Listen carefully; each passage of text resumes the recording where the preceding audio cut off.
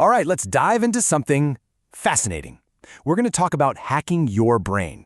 Specifically, the science behind those instant opinions. You know, the gut reactions that feel so intensely right, but might not even be yours to begin with.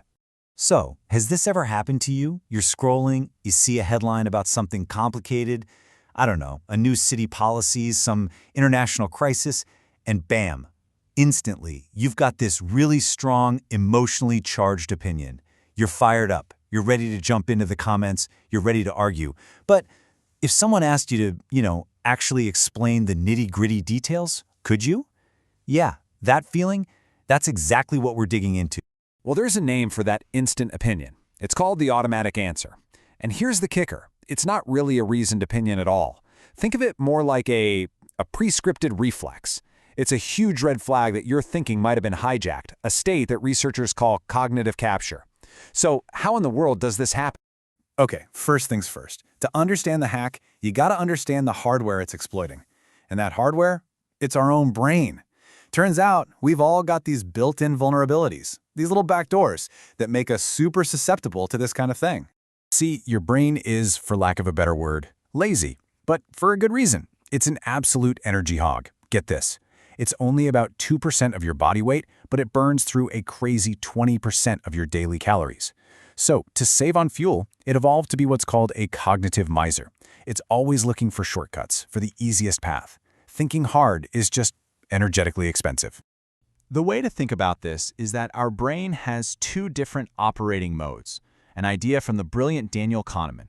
You've got System 1. That's your autopilot. It's fast, it's instinctive, it's emotional. It's the source of those automatic answers.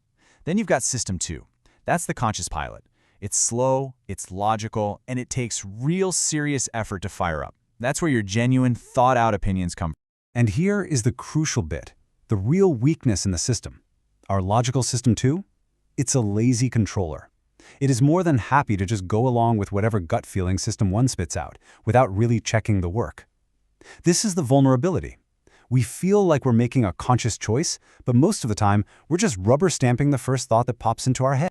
So this default mode leads to this really fascinating cognitive bias called the illusion of explanatory depth.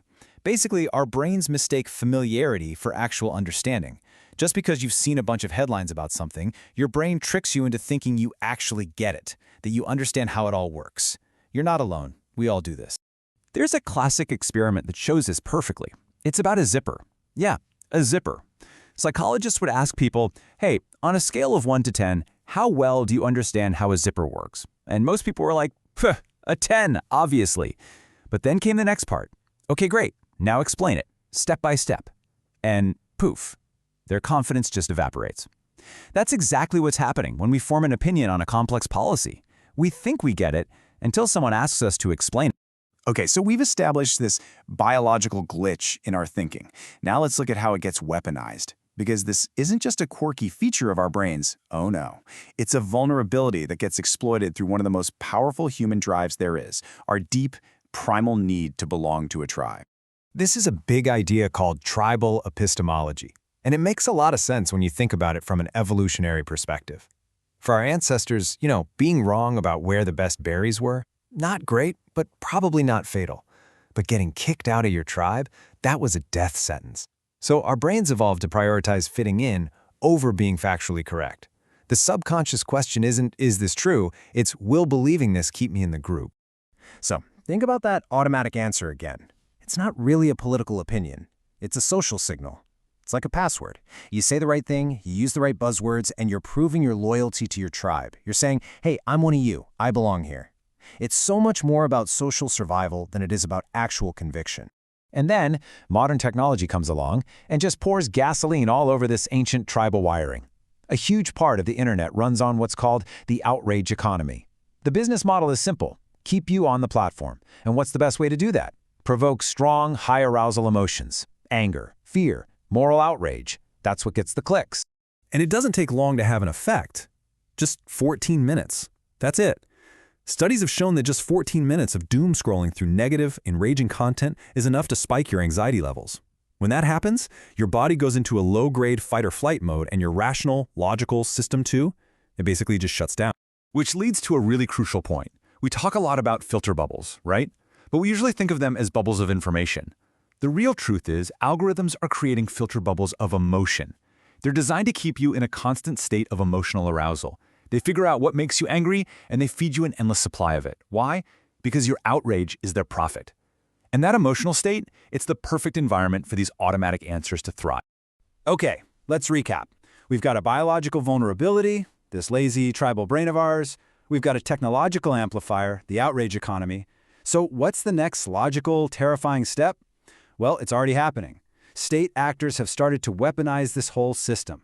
We're now in an era of a new kind of conflict.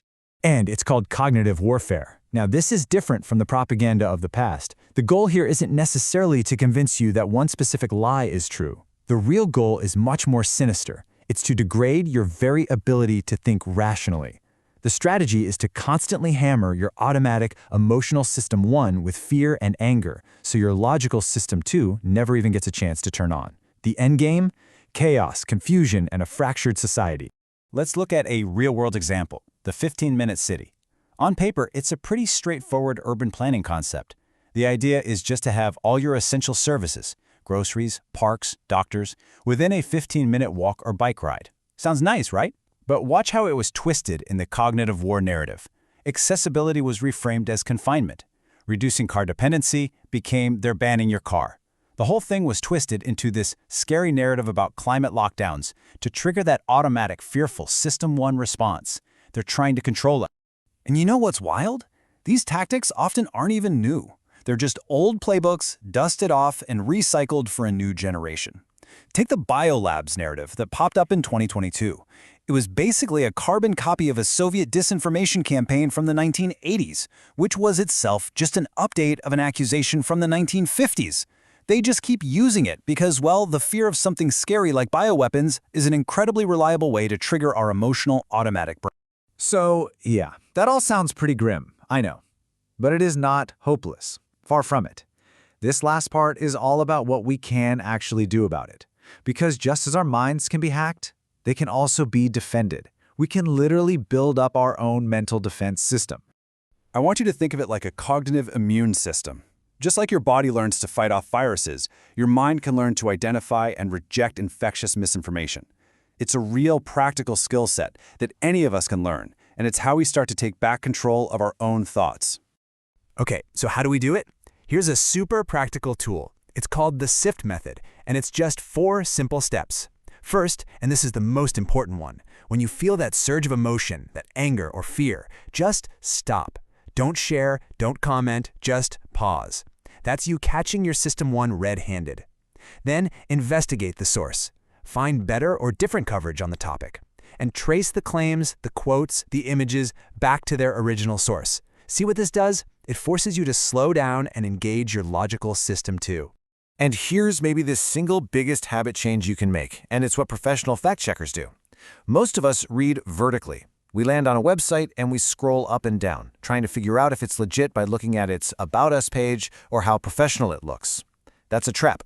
Fact-checkers read laterally. The second they see a source they don't recognize, they don't stay on the page. They immediately open new tabs and Google it to see what other people, what other reliable sources are saying about that site. It's a simple move, but it's a total game changer. So this really brings us back full circle to the main idea, which is so important to remember. Just think of this as a little mental alarm bell. If you find you already have an automatic, instantaneous answer to a complex question, chances are it's not really your opinion. It's a pretty good sign that it's a script that's been handed to you. It's your cue to pause and ask, wait a minute, where did this thought actually come from?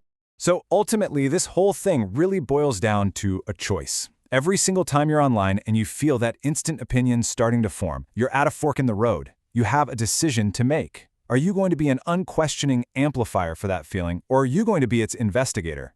The choice, every single time, is yours. Thanks for watching the video. Don't forget to subscribe, leave a comment with any topic you'd like us to talk about in future videos, and don't forget to hit the like button.